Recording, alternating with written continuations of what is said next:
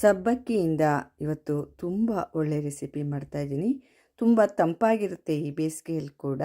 ಯಾವ ರೀತಿ ಇದನ್ನು ಮಾಡೋದು ಅಂತ ನೋಡ್ಕೊಳ್ಳೋಣ ಬನ್ನಿ. ತುಂಬ ರುಚಿಯಾದಂತಹ ರೆಸಿಪಿ ಇದು. ಮೊದಲು ಒಂದು ಪಾತ್ರೆ ಇಟ್ಕೊಂಡಿದ್ದೀನಿ. 1 ಕಪ್ ಸಬ್ಬಕ್ಕಿನ ಹಾಕ್ಕೊಳ್ತಾ ಇದ್ದೀನಿ. 2-3 ಸಲ ತೊಳಿಬೇಕಾಗತ್ತೆ.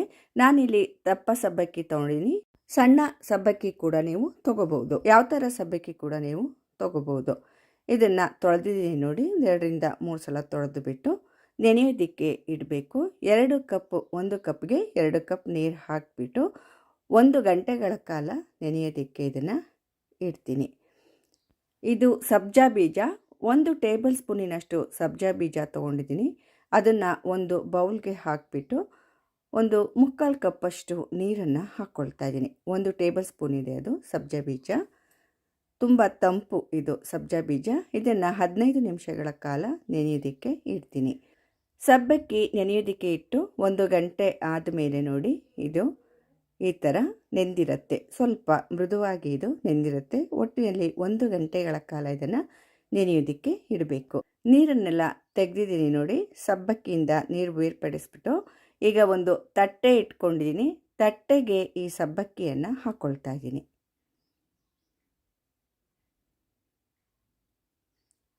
ಎಲ್ಲ ಕಡೆ ಒಂದೇ ಸಮ ಈ ರೀತಿಯಾಗಿ ಮಾಡ್ಕೋಬೇಕು. ಎಲ್ಲ ಕಡೆ ಹೀಗೆ ಹರಡ್ಕೊಳ್ತಾ ಇದ್ದೀನಿ ನೋಡಿ. ಗ್ಯಾಸ್ ಮೇಲೆ ಒಂದು ಬಾಣಲೆ ಇಟ್ಕೊಂಡಿದ್ದೀನಿ. ಒಂದು ರಿಂಗ್ ಇಟ್ಬಿಟ್ಟು ನೀರು ಹಾಕ್ಕೊಳ್ತಾ ಇದ್ದೀನಿ.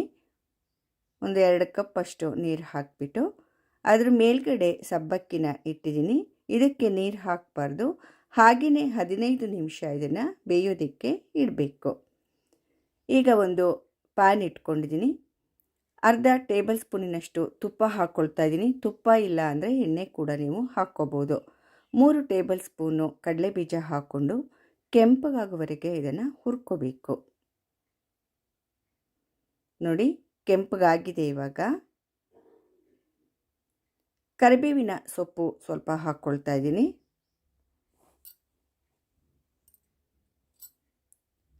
ಅದರ ಜೊತೆಗೇ ಹಸಿರು ಮೆಣಸಿನಕಾಯಿ 1 ಹಾಕ್ಕೊಂಡಿದ್ದೀನಿ. ತುಂಬ ಖಾರ ಬೇಕು ಅನ್ನೋರು 2 ಕೂಡ ಹಾಕ್ಕೋಬೋದು. ಸ್ವಲ್ಪ ಜಾಸ್ತಿ ಖಾರ ಬೇಕು ಅನ್ನೋರು. ಚಿಲ್ಲಿ ಫ್ಲೇಕ್ಸ್ 1 ಟೀ ಸ್ಪೂನ್ನಷ್ಟು ಹಾಕ್ಕೊಂಡಿದ್ದೀನಿ. ಮಕ್ಕಳೆಲ್ಲ ತಿನ್ನಲ್ಲ ಅನ್ನೋದಾದರೆ ಚಿಲ್ಲಿ ಫ್ಲೇಕ್ಸ್ನ ನೀವು ಹಾಕದೇ ಇದ್ದರೂ ನಡೆಯುತ್ತೆ. ಗ್ಯಾಸ್ ಆಫ್ ಮಾಡಿದ ಮೇಲೆ ಚಿಲ್ಲಿ ಫ್ಲೇಕ್ಸನ್ನು ಹಾಕ್ಕೊಳ್ಳಿ. ಈ ಟೈಮ್ನಲ್ಲಿ ಒಣದ್ರಾಕ್ಷಿನ 1 ಟೇಬಲ್ ಸ್ಪೂನ್ ಹಾಕಿದರೆ ತುಂಬ ಚೆನ್ನಾಗಿರುತ್ತೆ. ಶುಗರ್ ಏನೂ ಇಲ್ಲ ಅಂದವರು ಹಾಕ್ಕೋಬೋದು. ಈಗ ನೋಡಿ 15 ನಿಮಿಷ ಆಗಿದೆ. ಬೇಯೋದಕ್ಕೆ ಇಟ್ಟಿದ್ದೆ ಅಲ್ವಾ. ಗ್ಯಾಸ್ನ ಆಫ್ ಮಾಡಿದ್ದೀನಿ. ಎಷ್ಟೊಂದು ಚೆನ್ನಾಗಿ ಬೆಂದಿದೆ ನೋಡಿ ಸಬ್ಬಕ್ಕಿ. ಇದನ್ನು ತೆಕ್ಕೊಳ್ತಾ ಇದ್ದೀನಿ. ಇದು ಸ್ಟಿಕ್ಕಿ ಆಗಿದೆ ನೋಡಿ. ಈ ಥರ ಅಂದರೂ ಕೈಗೆ ಬರ್ತಾ ಇಲ್ಲ ಸಬ್ಬಕ್ಕಿ. ಆದ್ದರಿಂದ ಇದಕ್ಕೆ 1 ಕಪ್ ನೀರನ್ನು ಹಾಕ್ಕೊಳ್ತಾ ಇದ್ದೀನಿ. ನಾರ್ಮಲ್ ವಾಟರ್ ತಣ್ಣೀರಿರುತ್ತಲ್ವ ಅದನ್ನೇ ಹಾಕ್ಕೊಳ್ತಾ ಇದ್ದೀನಿ. ಹಾಕ್ಕೊಂಡ್ಬಿಟ್ಟು ಒಂದು ಸ್ಪ್ಯಾಚುಲಾಯಿಂದ ಈ ರೀತಿ ಎಲ್ಲ ಮಾಡಿಕೊಂಡ್ರೆ ಆ ಸಬ್ಬಕ್ಕಿ ಎಲ್ಲ ಮೇಲ್ಗಡೆಗೆ ಬರುತ್ತೆ.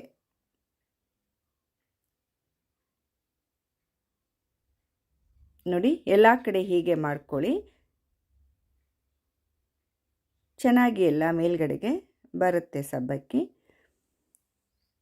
ಆಮೇಲೆ ಕೈಯಿಂದ ಸ್ವಲ್ಪ ಈ ರೀತಿ ಮಾಡ್ಕೊಳ್ಳಿ.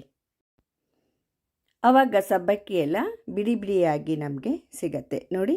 ಈ ಥರ ಸ್ವಲ್ಪ ಇರುತ್ತೆ ಮಾಡಿಕೊಂಡ್ರೆ ಎಷ್ಟೊಂದು ಚೆನ್ನಾಗಿ ಬಿಡಿ ಬಿಡಿ ಆಯಿತು ನೋಡಿ. ಸಬ್ಬಕ್ಕಿ ಎಲ್ಲ ಎಷ್ಟೊಂದು ಚೆನ್ನಾಗಿ ಕಾಣಿಸ್ತಿದೆ ಅಲ್ವಾ. ಈ ರೀತಿ ಒಂದು ಜಾಲರಿ ಇಟ್ಕೊಂಡಿದ್ದೀನಿ. ಈಗ ಸಬ್ಬಕ್ಕಿನ ಇದಕ್ಕೆ ಹಾಕ್ಕೊಳ್ತಾ ಇದ್ದೀನಿ ನೋಡಿ. ಆ ನೀರೆಲ್ಲ ಬೇರೆ ಆಗಬೇಕು. ಸಬ್ಬಕ್ಕಿ ಮಾತ್ರ ನಮಗೆ ಈಗ ಬೇಕು. ನೀರೆಲ್ಲ ಬೇರ್ಪಡಿಸಾಯಿತು. ಸಬ್ಬಕ್ಕಿ ನೋಡಿ ಎಷ್ಟೊಂದು ಚೆನ್ನಾಗಿ ಒಂದಕ್ಕೊಂದು ಅಂಟಿಲ್ಲ. ಈ ರೀತಿಯೇ ಆದರೆ ಚೆನ್ನಾಗಿರುತ್ತೆ. ಒಂದು ಮಡಕೆ ಇಟ್ಕೊಂಡಿದ್ದೀನಿ. ಮೊಸರು ಹಾಕ್ಕೊಳ್ತಾ ಇದ್ದೀನಿ. 2 ಕಪ್ ಮೊಸರು, ಗಟ್ಟಿ ಮೊಸರು ಹಾಕ್ಕೊಳ್ಳಿ. ತುಂಬ ಹುಳಿ ಮೊಸರು ಹಾಕ್ಕೋಬೇಡಿ. ಈಗ ಸಬ್ಜಾ ಬೀಜ ಚೆನ್ನಾಗಿ ನೆಂದಿದೆ. ನಾನು ನೆನೆಯೋದಕ್ಕೆ ಇಟ್ಟಿದ್ನಲ್ವ ಅದನ್ನು ಈ ಮೊಸರಿಗೆ ಹಾಕ್ಕೊಳ್ತಾ ಇದ್ದೀನಿ. ಮೊಸರಿನ ಜೊತೆ ಸಬ್ಜಾ ಸೀಡ್ಸ್ನ ಮಿಕ್ಸ್ ಮಾಡ್ಕೊಳ್ತಾ ಇದ್ದೀನಿ. ಆಮೇಲೆ ಈ ಬೇಯಿಸಿದ ಸಬ್ಬಕ್ಕಿನ ಹಾಕ್ಕೊಳ್ತಾ ಇದ್ದೀನಿ. ಇದನ್ನು ಕೂಡ ಮಿಕ್ಸ್ ಮಾಡ್ಕೋಬೇಕು. ನೋಡಿ ಚೆನ್ನಾಗಿ ಎಲ್ಲ ಮಿಕ್ಸ್ ಆದ ನಂತರ ರುಚಿಗೆ ತಕ್ಕಷ್ಟು ಉಪ್ಪು ಹಾಕ್ಕೊಳ್ತಾ ಇದ್ದೀನಿ. ನೀವು ನಾರ್ಮಲ್ ಉಪ್ಪು ಕೂಡ ಹಾಕ್ಕೋಬೋದು. ನಾನಿಲ್ಲಿ ಎಲ್ಲದನ್ನು ಆರೋಗ್ಯವಾಗಿ ಮಾಡ್ತಾ ಇರೋದ್ರಿಂದ ಪಿಂಕ್ ಸಾಲ್ಟನ್ನು ಹಾಕ್ಕೊಂಡಿದ್ದೀನಿ. ನೀವು ಮಾಮೂಲಿ ಸಾಲ್ಟ್ ಕೂಡ ಹಾಕ್ಕೋಬೋದು. ಮಾಡಿಕೊಂಡಿದ್ದಂತಹ ಒಗ್ಗರಣೆ, ಕಡಲೆ ಬೀಜದ ಒಗ್ಗರಣೆ ಹಾಕ್ಕೊಳ್ತಾ ಇದ್ದೀನಿ. ನೀವು ಈ ಟೈಮ್ನಲ್ಲಿ ಹಣ್ಣುಗಳನ್ನ ಹಾಕ್ಕೋಬೋದು. ದಾಳಿಂಬೆ ಹಣ್ಣು ಅಥವಾ ದ್ರಾಕ್ಷಿ ಹಣ್ಣು, ಈ ರೀತಿ ಏನಾದರೂ ನೀವು ಹಣ್ಣುಗಳನ್ನ ಹಾಕ್ಕೋಬೋದು. ನೋಡೋದಕ್ಕೆ ತುಂಬ ಚೆನ್ನಾಗಿರುತ್ತೆ ಹಾಗೂ ಹೆಲ್ದಿಯಾಗಿ ಕೂಡ ಇರುತ್ತೆ. ಇದನ್ನೆಲ್ಲ ಮಿಕ್ಸ್ ಮಾಡ್ಕೊಳ್ತಾ ಇದ್ದೀನಿ. ನೋಡಿ, ಉಪ್ಪು ನಿಮ್ಮ ರುಚಿಗೆ ತಕ್ಕಷ್ಟು ಹಾಕ್ಕೊಳ್ಳಿ. ಈಗ ನೋಡಿ, ಎಲ್ಲ ಮಿಕ್ಸ್ ಆಗಿದೆ, ಎಷ್ಟೊಂದು ಚೆನ್ನಾಗಿ ಕಾಣಿಸ್ತಿದೆ ನೋಡಿ. ಇದನ್ನು ಬ್ಯಾಲೆನ್ಸ್ ಮಾಡೋದಕ್ಕೋಸ್ಕರ ಸಕ್ಕರೆ ಪುಡಿ 1 ಸ್ಪೂನ್ ಹಾಕ್ಕೊಳ್ತಾ ಇದ್ದೀನಿ. ಸಕ್ಕರೆ ಪುಡಿ ಇಲ್ಲ ಅಂದರೆ ಸಕ್ಕರೆನೂ ಕೂಡ ಹಾಕ್ಕೋಬೋದು. ಬೇಕಿದ್ದರೆ ಮಾತ್ರ ಹಾಕ್ಕೊಳ್ಳಿ, ಇಲ್ಲ ಅಂದರೆ ಬೇಡ. ಇದು ಏನೋ ಒಂಥರ ರುಚಿ ಕೊಡುತ್ತೆ, ಆದ್ದರಿಂದ ನಾನು 1 ಸ್ಪೂನ್ ಸಕ್ಕರೆ ಪುಡಿನ ಹಾಕ್ಕೊಂಡಿದ್ದೀನಿ. ತುಂಬ ರುಚಿ ಕೊಡುತ್ತೆ, ಅದೇ ನಿಮ್ಮ ಇಷ್ಟ ಹಾಕ್ಕೊಳ್ಳೋದು. ಆಮೇಲೆ ಇದನ್ನು ಸರ್ವ್ ಮಾಡ್ಕೊಳ್ತಾ ಇದ್ದೀನಿ. ನೋಡಿ, ಎಲ್ಲ ಕಪ್ಗಳಿಗೆ ಹಾಕ್ಕೊಳ್ತಾ ಇದ್ದೀನಿ. ಬೌಲಲ್ಲಿ ಕೂಡ ಹಾಕ್ಕೊಂಡು ತಿನ್ನೋದಕ್ಕೆ ಇದು ತುಂಬ ಚೆನ್ನಾಗಿರುತ್ತೆ. ಇದನ್ನು ನೀವು ಬ್ರೇಕ್ಫಾಸ್ಟಿಗೆ ಕೂಡ ಮಾಡ್ಬೋದು. ಹೊಟ್ಟೆ ತುಂಬುತ್ತೆ. 1-2 ಕಪ್ ತಿಂದುಬಿಟ್ರೆ ಹೊಟ್ಟೆ ತುಂಬುತ್ತೆ. ಹಾಗೂ ಮಧ್ಯಾಹ್ನ ತುಂಬ ಬಿಸಿಲಿರುತ್ತಲ್ವ, ಆ ಟೈಮಲ್ಲಿ ಮನೇಲಿ ಮಕ್ಕಳಿಗೆಲ್ಲ ಇವಾಗ ರಜಾ ಮಾಡಿಕೊಟ್ಬಿಟ್ರೆ ಎಷ್ಟು ಖುಷಿ ಪಡ್ಕೊಂಡು ತಿಂತಾರೆ ಅಲ್ವಾ ಮನೆಯವರೆಲ್ಲ. ದೇಹಕ್ಕೆ ತುಂಬ ತಂಪಾಗಿ ಕೂಡ ಇರುತ್ತೆ. ಕಪ್ಸ್ಗಳಿಗೆಲ್ಲ ಈಗ ಹಾಕಿ ನಾನು ಇದನ್ನು ಮೇಲ್ಗಡೆಯಿಂದ ಡೆಕೋರೇಟ್ ಮಾಡ್ತಾ ಇದ್ದೀನಿ. ನೀವು ಹಣ್ಣುಗಳ ದಾಳಿಂಬೆ ಹಣ್ಣು ಎಲ್ಲ ಹಾಕೋದರೆ ಈ ಟೈಮ್ನಲ್ಲಿ ಹಾಕಿದ್ರೆ ತುಂಬ ಚೆನ್ನಾಗಿ ಕಾಣುತ್ತೆ. ಈಗ ನೋಡಿ, ಕಡಲೆ ಬೀಜ ಕೂಡ ಮೇಲ್ಗಡೆಯಿಂದ ಹಾಕ್ತಾ ಇದ್ದೀನಿ. ಹುರಿದಂತಹ ಕಡಲೆ ಬೀಜ, ಗೋಡಂಬಿ ಹಾಕ್ಕೋಬೋದು. ಏನು ಬೇಕಾದರೂ ನಿಮ್ಮ ಇಷ್ಟದ ಪ್ರಕಾರ ಇದನ್ನು ನೀವು ಹಾಕ್ಕೊಂಡು ಡೆಕೋರೇಟ್ ಮಾಡಿಕೊಂಡು ತಿನ್ಬೋದು. ಇವಾಗ ಸಬ್ಬಕ್ಕಿಯ ಈ ರೆಸಿಪಿ ತುಂಬ ರುಚಿಯಾದ ರೆಸಿಪಿ, ಮೊಸರು ಸಬ್ಬಕ್ಕಿ ರೆಡಿಯಾಗಿದೆ. ನಿಮಗೆಲ್ಲ ಈ ರೆಸಿಪಿ ತುಂಬ ಇಷ್ಟ ಆಗಿದೆ ಅಂದ್ಕೊಂಡಿದ್ದೀನಿ.